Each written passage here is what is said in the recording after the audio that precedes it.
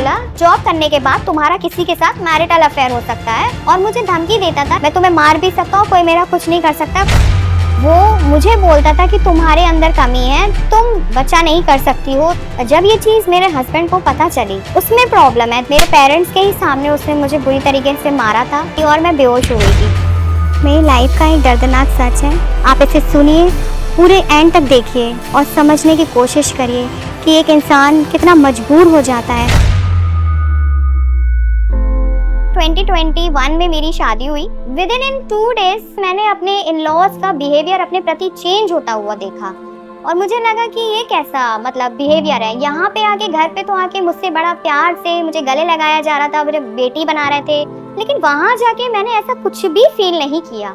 कोई बहू, कोई लड़की आई है और आप उससे पूरे घर का काम करा रहे हैं, यहाँ तक कि अपने बड़े बड़े बर्तन उससे धुलवा रहे हैं, और आपने मेड को आने के लिए मना कर दिया कि तुम मत आना। तो ये चीज़ मुझे बहुत अंदर से लगा कि ये कैसा मेरा वेलकम किया जा रहा है। जब मैंने हस्बैंड को ये चीज़ बोली तो हस्बैंड मुझे बोलते हैं कि मैं अपने घर वालों से कुछ नहीं बोल सकता है, तुम्हें सुनना पड़ेगा। अचानक से मेरे हस्बैंड का ट्रांसफर होता है, तो मुझे कहीं ना कहीं ऐसा लगा कि अब मैं यहाँ से निकल के अपने हस्बैंड के साथ रहूंगी तो मैं एक अच्छे से अपनी लाइफ को स्पेंड कर पाऊंगी। मैंने जब उनको बोला कि मुझे जॉब करनी है, मेरे हस्बैंड ने मुझे बोला कि तुम कोई जॉब नहीं करोगी, क्योंकि मुझे तुम्हें कोई जॉब नहीं कराना है, जॉब करने के बाद तुम्हारा किसी के साथ मैरिटल अफेयर हो सकता है। बहुत खराब लगा कि एक पढ़ा लिखा लड़का इस तरीके की सोच भी रखता है। मैं उसको जानती थी शादी से पहले, लेकिन शादी के बाद जो उसका नेचर जो मेरे सामने आया वो बहुत वियर्ड था, बहुत अजीब था, मेरे लिए बहुत शॉकिंग था। तब मुझे एहसास हुआ कि आप 24 घंटे जब किसी इंसान के साथ रहते तो उसका जो नेचर है, उसका जो रियल नेचर, असली नेचर है, वो सामने खुल के आता है, और वो वही आ रहा था। उसके बाद वहाँ से मेरी जो शादी की जो लाइफ थी वो बिगड़ती चली गई। मेरा फोन चेक करना, सोशल मीडिया क्यों चला रहे हो, फ्रेंड्स तो छोड़िए, उन्होंने जो मेरे अपने जीजा जी से भी मेरी बात करनी, शक करने लगे कि जीजा से भी बात नहीं करना है, अपने किसी रिलेटिव से बात नहीं करनी है। यहाँ तक कि कहीं मेरी बहन से भी, जो मेरी सिस्टर है, रियल सिस्टर और मेरी बेस्ट फ्रेंड, उससे भी बात करना मेरी बंद करा दी थी। फैमिली को ये रहता है कि शादी हो गई है तो अब जल्द से जल्द बेबी हो जाए, लेकिन जब मैं बहुत ट्राई करती थी कि एक बेबी होना चाहिए, या पूरी फैमिली भी इंसिस्ट करती थी कि एक बेबी हो जाएगा तो शायद सब ठीक हो जाएगा। जब मेरा मेडिकल टेस्ट होता है, गायनी मुझे बोलती है कि आपकी सारी रिपोर्ट्स नॉर्मल है, आपको कोई प्रॉब्लम नहीं है। पर जब मेरे हस्बैंड की जो मेडिकल टेस्ट होते हैं, फिर उनकी जो रिपोर्ट आती है वो पूरी की पूरी अपोजिट आती है, मतलब वो नेचुरल कंसीव नहीं करा सकता है। जब ये चीज़ मेरे हस्बैंड को पता चली कि वो उसमें प्रॉब्लम है, दिक्कत है, बस वहीं से उसने मेरे साथ मेंटल हैरेसमेंट, फिजिकल हैरेसमेंट करना चालू कर दिया। क्योंकि वो मुझे बोलता था कि तुम्हारे अंदर कमी है, तुम बच्चा नहीं कर सकती हो, तुम मतलब बांझ हो, ये है, मुझे ऐसे करके बोला जाता था।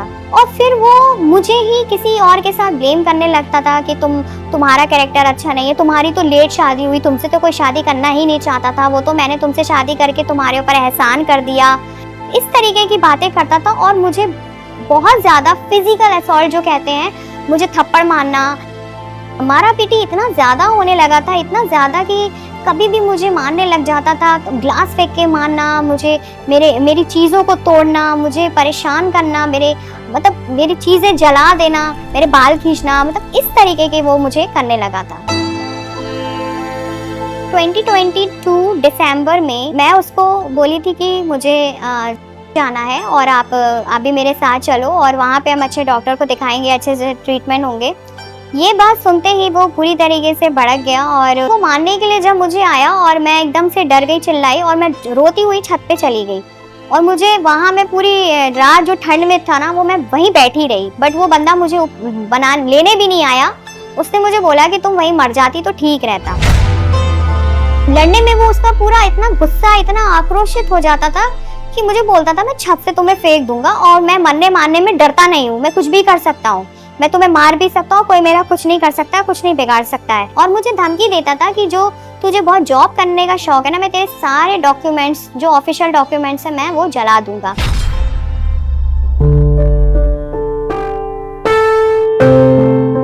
बहुत ज़्यादा डिप्रेस्ड हो चुकी थी उस समय, और उस समय मुझे लगता था कि अब मैं नहीं रह पाऊंगी इसके साथ। 2022 में जब मैं अपने घर आई, मेरे पेरेंट्स को मैंने सब कुछ बताया। जब मेरे मम्मी और मेरे पापा ने ये चीज़ें देखी, क्योंकि इससे पहले भी 2021 का जो क्रिसमस था, दिसंबर था, मेरे पेरेंट्स के ही सामने उसने मुझे बुरी तरीके से मारा था। मेरे हाथ मोड़ दिए थे, मेरे हाथों की नस दबा दी थी और मैं बेहोश हो गई थी। माँ बाप को भी पता चल जाता है कि उनका बच्चा दुखी है, लेकिन वो बोलते नहीं है। 2024 20 जनवरी को इतना सब पापा सब देख रहे थे, झेल रहे थे, और काफ़ी मैं टेंशन में रहती थी, परेशान रहती थी। उस समय पापा की डेथ हो गई, और फिर एकदम से जो सारी चीज़ें थी हमारी, तो पूरी दुनिया ही पलट गई। मतलब सब कुछ खराब हो गया, मतलब पापा चले गए।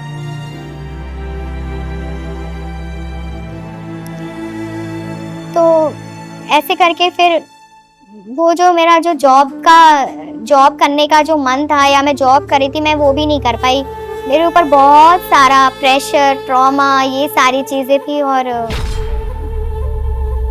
हम जिनके घर जाते थे, उन्हीं के घर में उन्हीं की लड़की के साथ उसका मैरिटल अफेयर जो था वो बिल्कुल कंफर्म था।